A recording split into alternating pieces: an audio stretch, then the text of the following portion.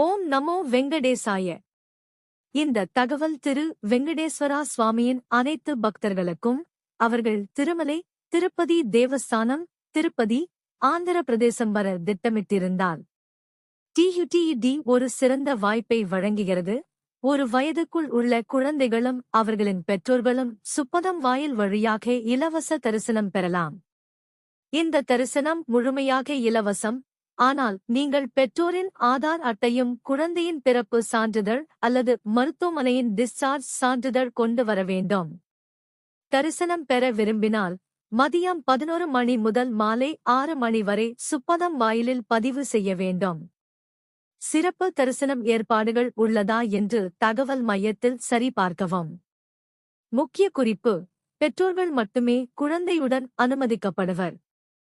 மற்ற குடும்பத்தினர் யாரும் அனுமதிக்கப்பட மாட்டார்கள்.